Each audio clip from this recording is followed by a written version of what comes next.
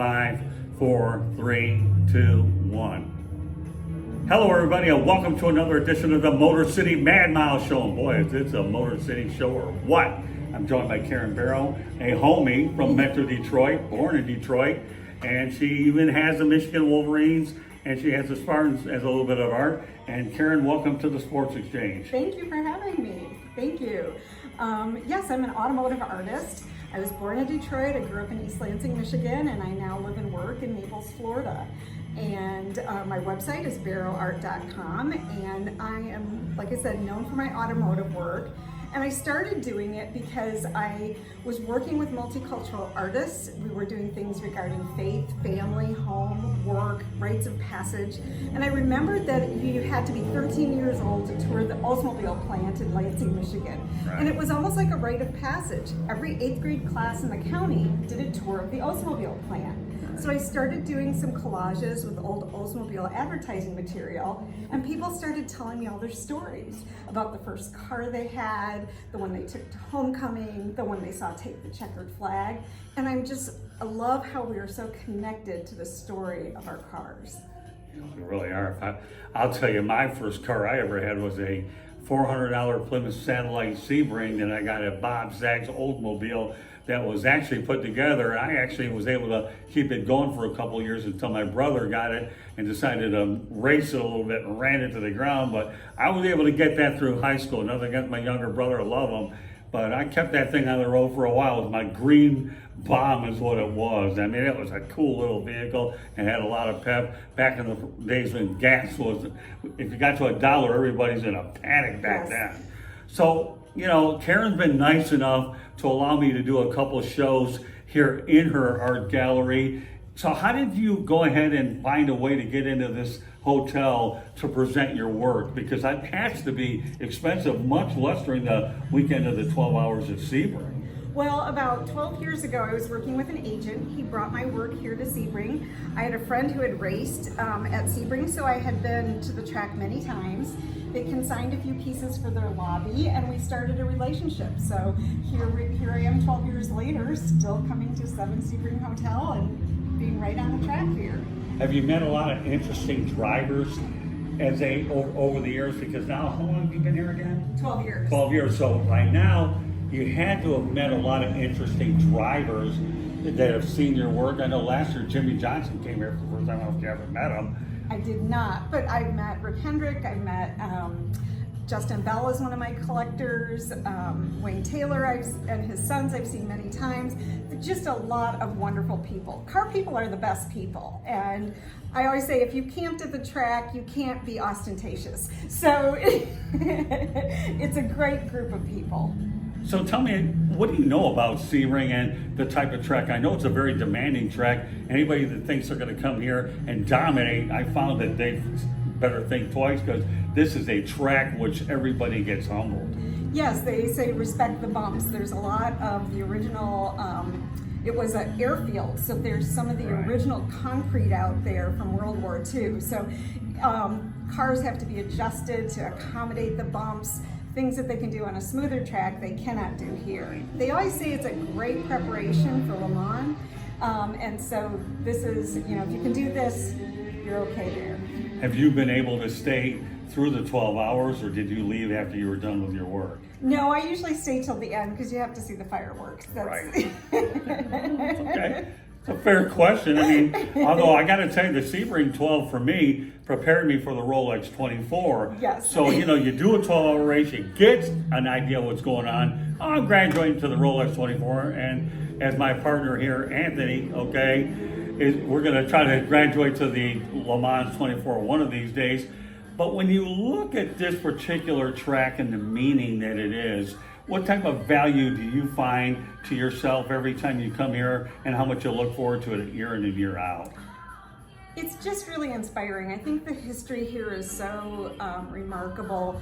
I think the people in Highlands County are just amazing. They are Southern hospitality at its best.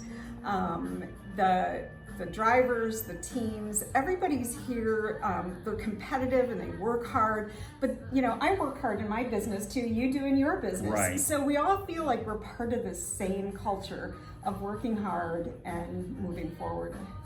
So do you tend to get any national acclaim for what you've done? Any other shows? I would like to hear, because it's neat that I bumped into you by accident by coming here, because normally I go ahead and stay in the main paddock area, but because the event's grown to a point where like 325 media, that they moved some of us over to the hotel. So therefore I'm getting opportunities, folks, to go ahead and talk about content that I wouldn't otherwise. So sure. My work is shown in Naples on 5th Avenue South at Gallery 1, right across the street from Starbucks. And then my work is collected all around the world. My work has been shown at Monaco. I've done Long Beach. I've done Petit Le Mans. I've done Santa Fe, New Mexico with the Porsche Club. I've done some in New Hampshire and in Boston. So I've been a lot of different places with my work, and I have collectors all over. do you go beyond IMSA like NASCAR and IndyCar? Because you talk about the emphasis about auto, although I've seen some non-auto related stuff, Yes. but your focus is on the auto. It is focused primarily on automotive, although I do other subject matters. And I think one of the things that I am known for too is I do original artwork on car hoods, where I take a salvaged hood instead of a canvas. I use a car hood. It's finished with automotive clear coat, using my same style, and the hood hangs on the wall with art as an art piece. So I've been doing a lot of hoods lately as commission. I obviously do a lot of custom work for people, car collectors, drivers, and just people who maybe have one or two cars and something that has a special meaning to them. You ever made the trip to Indy as well as Daytona? I have done Daytona. I have not been to Indy, but I definitely need to. I have done some commission work for some IndyCar drivers, and it is definitely on the list. You ever have the good fortune of meeting Roger Penske? No, I have not.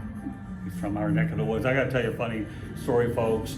Many years ago when I was in Little League Baseball, once upon a time, Roger Penske actually owned a Chevrolet dealership and was a sponsor in my group. Just so you know, the Motor City Mad Mouse Show presented by the South Florida Tribune. Our YouTube channel is South Florida Tribune. You can go ahead and hit the red subscribe button and you'll get all of our updates. I have a book out there called Lessons from the Microphone. Can be purchased on Amazon, Kindle, Barnes & Noble, and I'm working on other ones as well. And you know, the one way to get in the book is being able to find some very interesting people to talk to. And I think that's what enables me to do another part, because when you do a book of this magnitude, Karen, you always look for different storylines. I don't look for the obvious, I look for the different.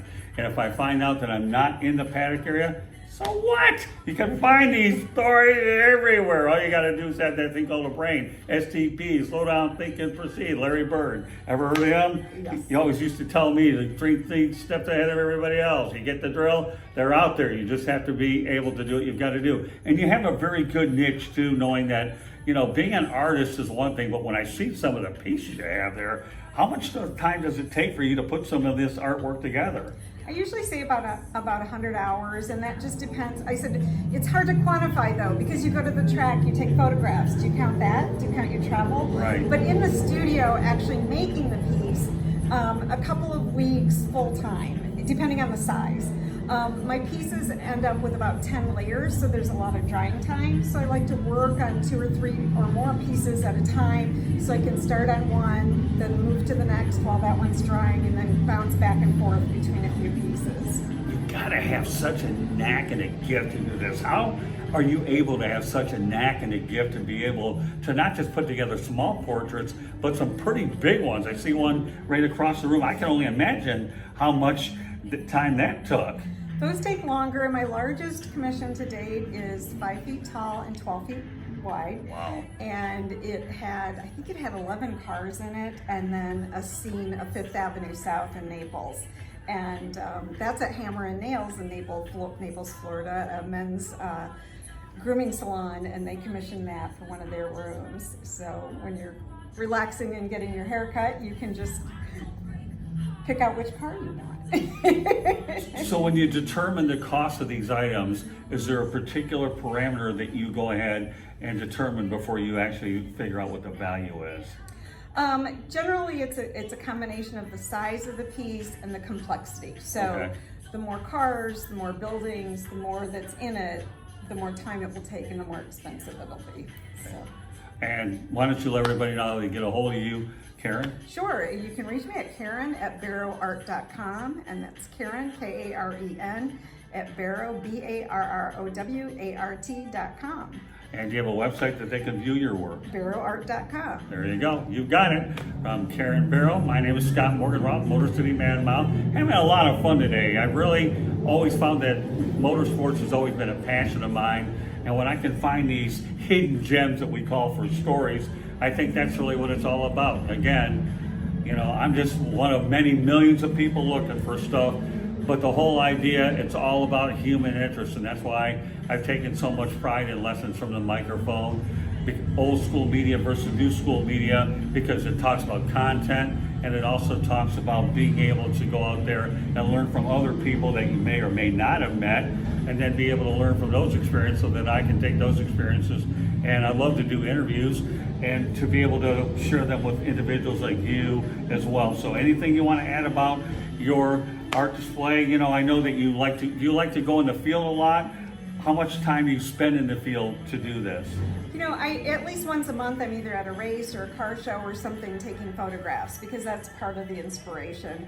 Obviously at the track you've got the sights, the sounds, the smells, the whole immersion is you know, really great for your imagination. But you know, as often as I can, and then depending on how many commissions I have lined up, then I'm back in the studio and working on those. So where are you out of, by the way? I'm in Naples, Florida. Okay, you mentioned that. Okay, so you work on a Naples studio. Do you like going in the garage area and watch the mechanics get their hands dirty? I've done that. I haven't lately. I actually like going to the body shop because it's more in keeping with what, you know, it's artistic and it's sculptural, and so I do really like watching that. That's like, even YouTube videos of them painting cars and prepping them for paint is like mesmerizing. Well, you know what? It's been a truly enjoyable time, Karen, spending time with you. Again, Karen was kind enough to allow Lewis and Anthony and myself to do our shows. I figured there's no way I was going to come out here without asking you. And you know, we had a hat trick of shows here on the Motor City Man Mile Show. And look for www.southfloridatribune.com. If you're on Twitter, you can follow us at Tribune South. And again, why am I talking about my book? Because I am proud of it, just like Karen is, her artwork. Lessons from the Microphone can be purchased on Amazon, Kindle, and Barnes & Noble, and more to come. So on behalf of Karen Burrow, my name is Scott Morganroth. Thank you for joining us on this edition of the Motor City Man Mile Show. We will catch you the next time. Hope everybody's having a great weekend. Thank you very much.